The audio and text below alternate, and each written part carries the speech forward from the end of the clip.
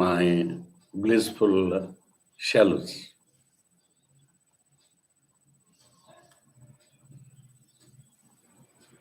So today let us know briefly about whether the bliss and misery are only to the mind.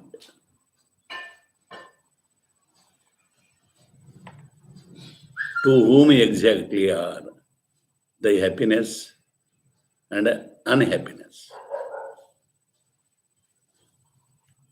So the bliss and misery, happiness and unhappiness are only to the mind. They are not to the gross body or the Atman concerned. Commonly, people say that there is no peace to the mind.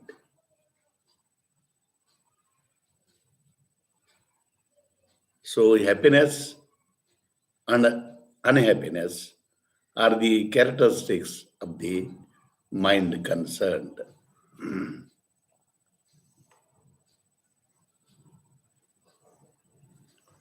So, when a person meets with an accident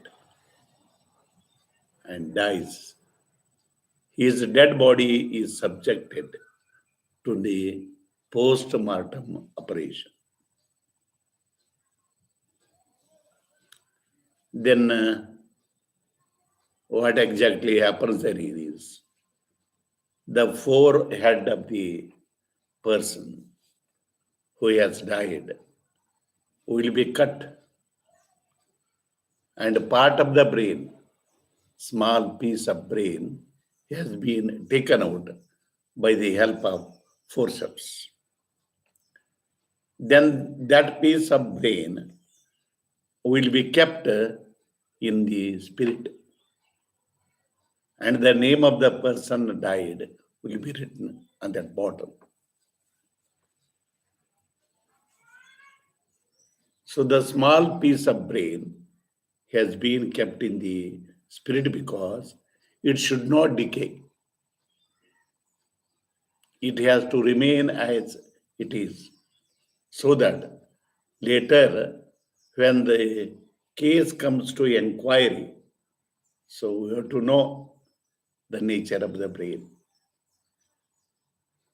What was the nature of the brain, and how exactly the person died like that. Then what they do again, they cut the abdomen from the posterior end to the anterior end. And then they take out the liver, the kidney, etc. And they have been kept in the spirit again. So why this has been done? So when the case come to an inquiry, so one has to know whether the person died with an accident, or by hanging, or by taking the poison, or by beaten by the people. So that is why these pieces have been taken and kept in the spirit so that they cannot decay.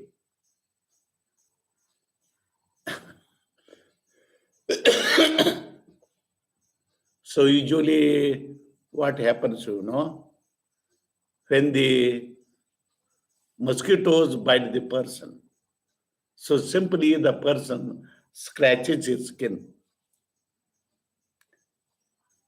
There will be no pain at all, no much pain at all. But when the person is dead, there is no pain at all.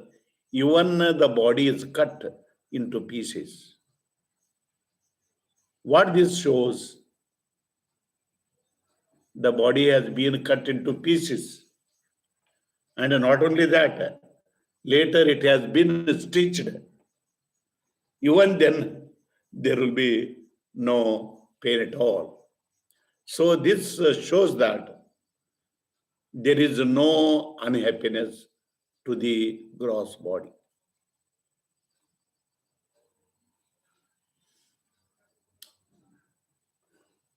When a person is alive, he talks.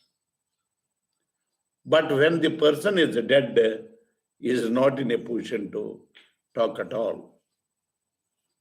So it is better to meet the deceased person when alive,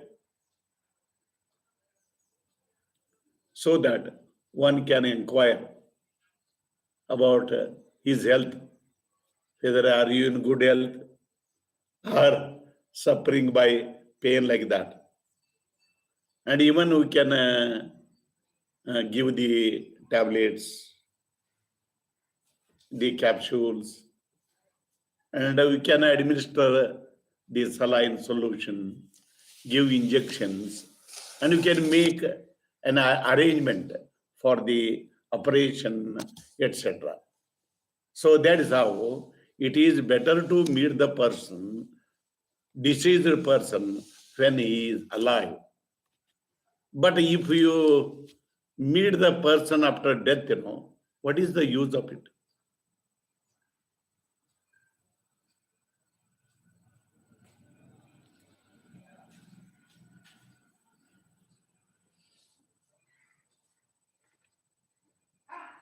There is no use at all. What is the use of meeting the dead body?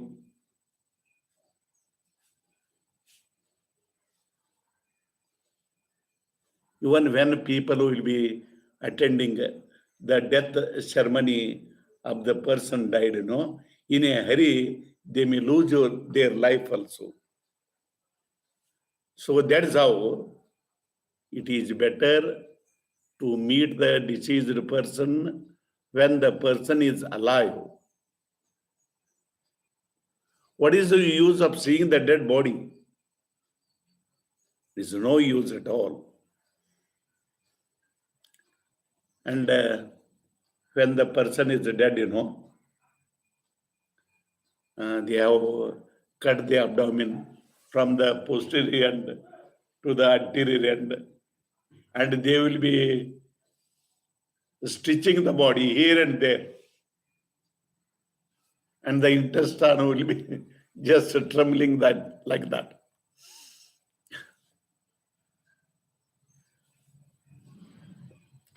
So, but when hundreds of people, they garland the dead body, but the dead body doesn't feel any pleasure. This clearly shows that there is no happiness and there is no unhappiness to the body, to the gross body. In the same way, there is no happiness and unhappiness to the Atman, to the self-concerned. The Atman is ever bliss perfect. And if that is the case, so there is no desire of happiness to the self-concerned. We cannot make the self miserable. In a deep sleep, there is the self and there is bliss. So this bliss is there because during deep sleep, one remains as the Atman by forgetfulness.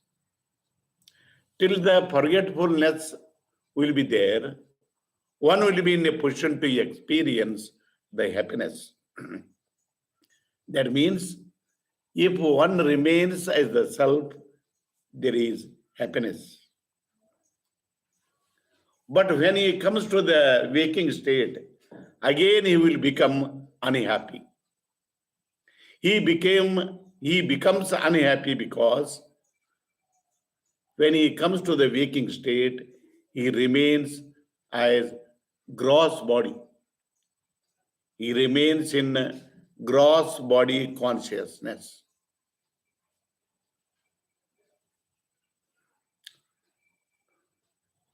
When he awakens to the waking state, he will be having the desires in his mind. There will be the desire of the sensory objects. There will be desire of the gross body. And there is the gross body consciousness. So, for the unhappiness, the causes are the desire for sensory objects, the desire for the gross body, and the gross body consciousness. Bhagavana Buddha Deva explains what exactly is the cause for unhappiness.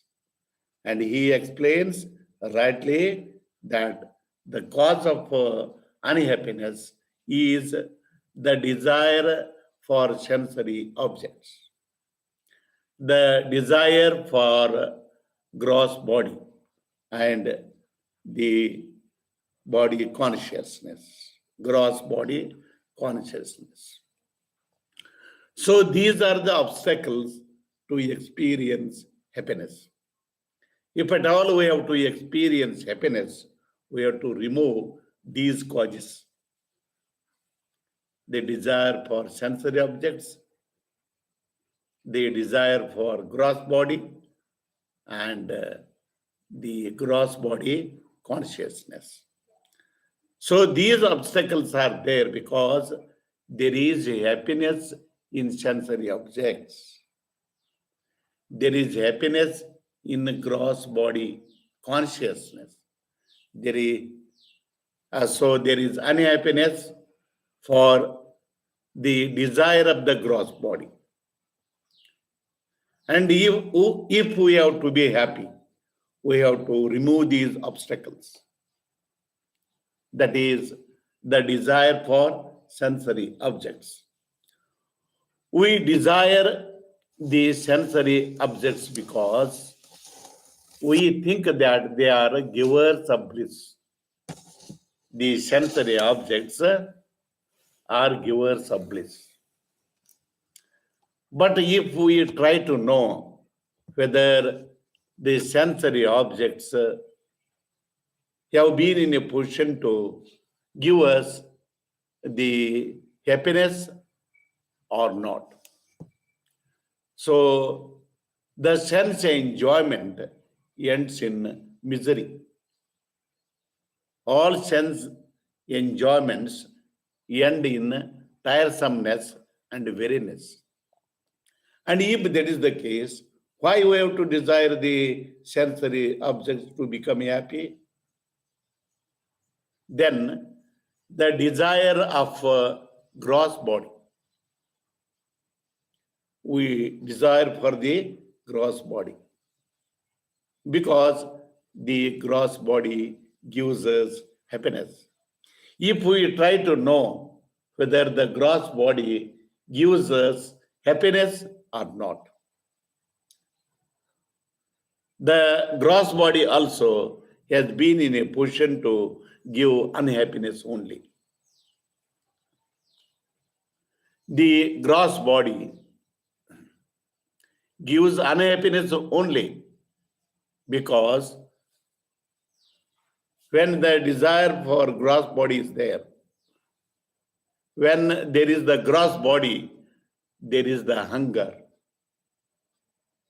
there is thirst, there is cold, there is a bright sunlight, there is a sultriness, and the people will be in a position to insult the concerned person. Like that, the gross body also gives unhappiness. Then the gross body will be diseased. Due to diseases, there is unhappiness. Old age, the concerned person cannot see, cannot listen, can understand better. So that is how, in old age, there is unhappiness only. And in old age, there are many desires. Many desires are there to enjoy the happiness concerned. But he cannot, if he will be in a position to taste the sensory objects and he enjoy, but the food that we take, they cannot be digested. So there will be constipation, there will be dysentery. Like that, even in old age, there is unhappiness. And wherever there is the body, there is the fear of death. And if I die, I will lose all happiness. So fear of death will be there. In this way, if we try to know whether the gross body gives us happiness or unhappiness, it gives unhappiness only. Then the person, when he has been suffered to the maximum extent, he desires to die. Even he is ready to desire to die, but there will be pain to the body consciousness. And we have to transcend the body consciousness to become happy. So how to transcend the body consciousness? When we are alive, we talk. When we are dead, we don't talk. Why? That means, are we the gross body or the talking entity? If at all we have to talk, we have to have the understanding. That means we are of the nature of consciousness. We are not the gross body. When the consciousness is there in the body, we live, we talk. But when the consciousness leaves the body, we cannot talk. That means we are consciousness. And this consciousness is of the nature of bliss, is of the nature of happiness. So that is how Sri Shankaracharya explains rightly, Chidananda Rupa Shivoham Shivoham Manobuddhya Hankara Chittani Nam. Like that, Sri Shankaracharya explains. That means Chidananda Rupa. Our real nature is Chit, that is consciousness. Chidananda, Ananda. And our nature is bliss.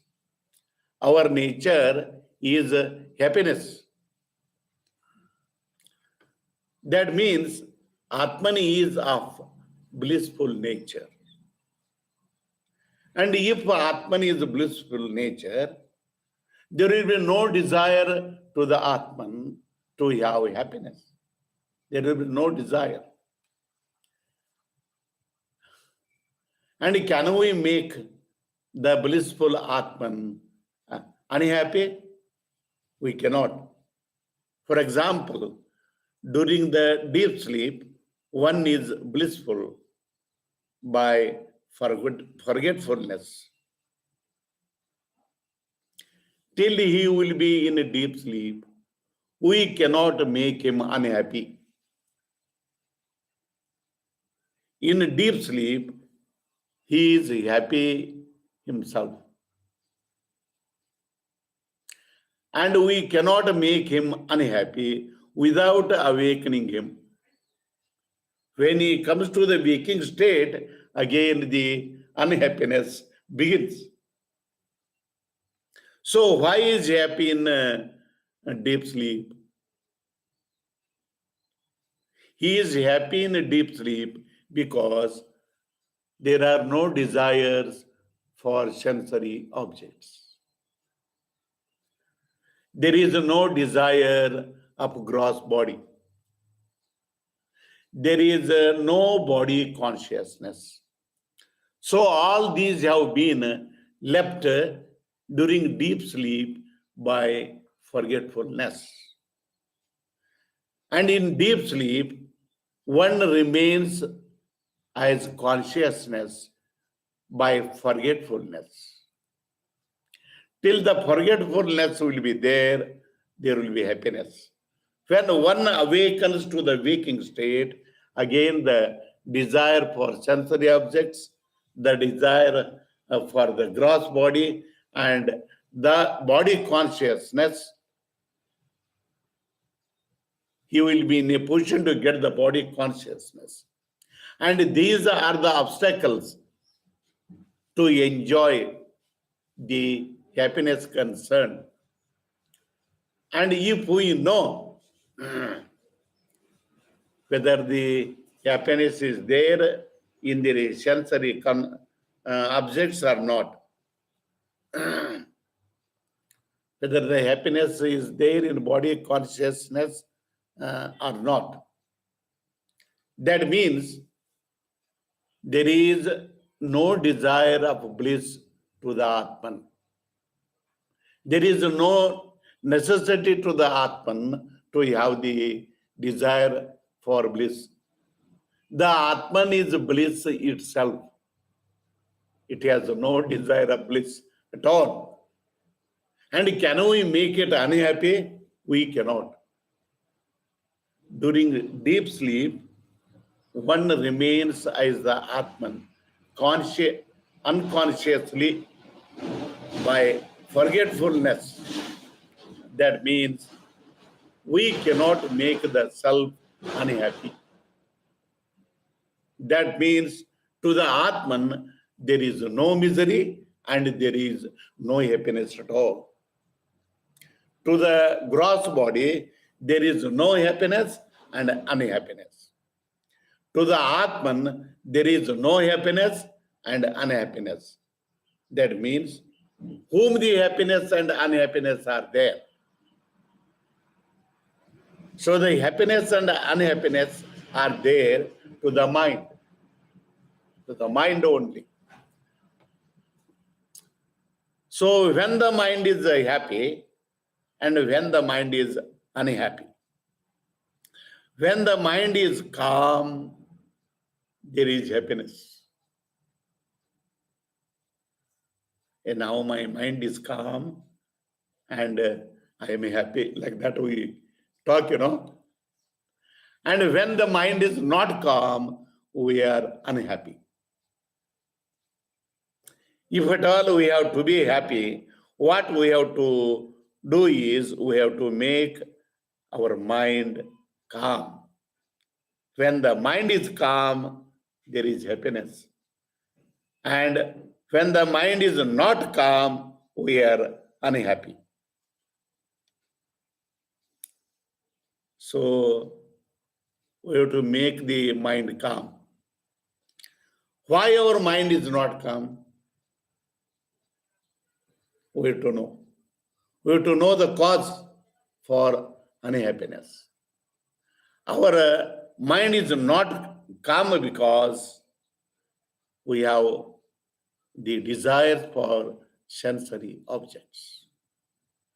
When there is a desire for a sensory object, our mind becomes more agitated. There will be no calm in our mind. And when our mind is agitated, there will be unhappiness. When there is a desire for gross body, there is unhappiness. And when there is body consciousness, there is unhappiness. So if we try to know whether there is happiness or unhappiness in sensory objects. So the sensory enjoyment leads into tiresomeness, and weariness. That means there is no happiness in sense enjoyment. And let us know whether there is happiness in the gross body. So wherever there is gross body, there is unhappiness. And wherever there is a gross body, there is unhappiness. And if we are in gross body consciousness, so we'll be unhappy because then there will be hunger, thirst, cold, bright sunlight, saltiness, insult, disease, old age, maximum desires in old age, and fear of death. Like that, even the gross body gives us unhappiness. And if we know this certainly, the desire for gross body consciousness can be removed. And the gross body consciousness has to be removed. Usually we have thought that we are the gross body. If we try to know whether exactly we are the gross body or not. So during when we are living, we talk. But when we are dead, we cannot talk. That means we are the talkating entity. To talk, we have to have the understanding. And we are of the nature of understanding. We are of the nature of consciousness. So we are consciousness. But wrongly we have thought that we are this gross body.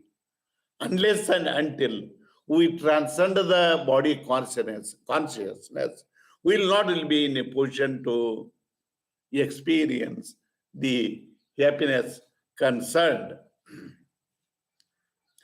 So in a deep sleep, we have left the desires for sensory objects, the desire for gross body, the body consciousness. All these have been left by forgetfulness. Till the forgetfulness will be there, we'll be happy. But when we come to the waking state, again the unhappiness begins. So there will be desires for sensory objects, there will be desire for the gross body and the body consciousness. So if we have to experience happiness, what we have to do? So we have to remove the desire for sensory objects consciously, knowingly. We have to leave the desire of a gross body knowingly. We have to transcend the gross body consciousness knowingly. In deep sleep, we remain as Atman by forgetfulness.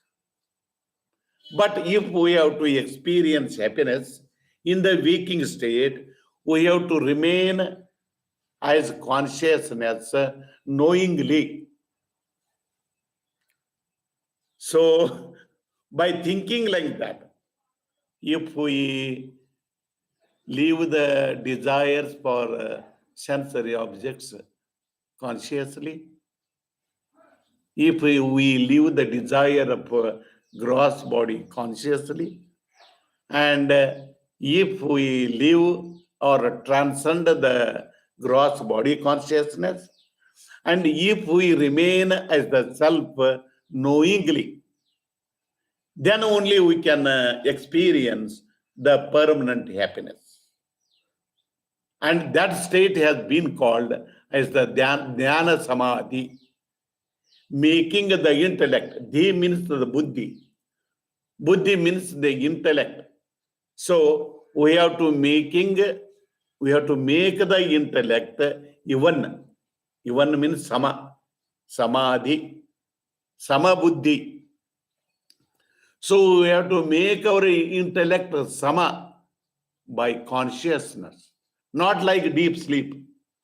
Unconsciously, we have left the desires of sensory objects, of gross body conscious like that in deep sleep. Not like that. Now, if at all we have to experience permanent happiness, we have to live these consciously. And that is how, during deep sleep, the intellect has become even unconsciously, by ignorance, by nescience. But in Jnana Samadhi, the intellect becomes sama even by consciousness. So this is conscious Samadhi. And deep sleep is the unconscious Samadhi. The deep sleep is the Ajnana Samadhi. And this has been called as the Jnana Samadhi. Unless we attain the Jnana Samadhi, there will be no permanent happiness at all. So, usually what happens, if anybody in the neighborhood die, we will not be unhappy. Because we have not thought them as our relatives. They are not ours. But if anybody dies in our house, so we will be unhappy. Why we will be unhappy? Because we have considered our family members as our relatives. So when we think that they are our relatives, we are unhappy. So my grandfather died long back. Later, grandmother died. My father died. My mother died. Few sisters died. Those who died, are they ours? If they are ours, they have to be with us always. But all of them leave us. That means they are not ours. They are not our relatives. Like that, if we think that they are not our relatives, whatever the members that they are in our family, they are not our relatives. Even the body is not mine. One day, our body leaves us. That means the body is also not ours. When we think that if anything has been caught in our mind that it is mine, then there will be unhappiness. And if these have not been caught in our mind, there is happiness. So to be permanently happy, so we have to leave the sensory objects, the infatuation of sensory objects, and the body consciousness knowingly. So these are the only causes. These are the only obstacles to experience happiness.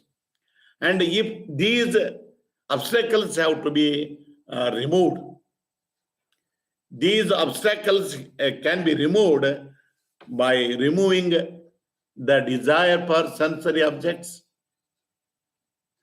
the desire of gross body, and the body consciousness knowingly.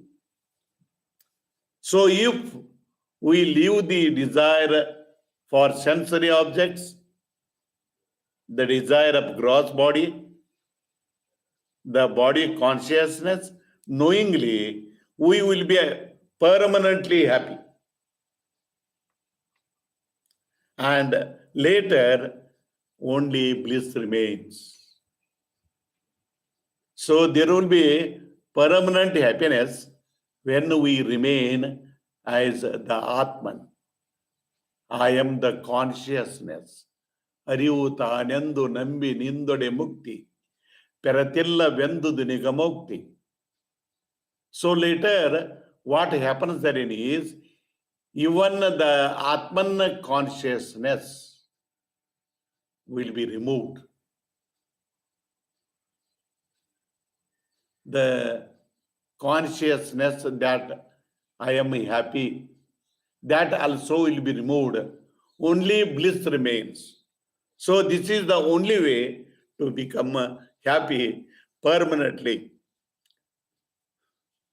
So this clearly shows that happiness and unhappiness are only to the mind. Happiness and unhappiness are not to the gross body or to the blissful, perfect self. So by this I can end my speech.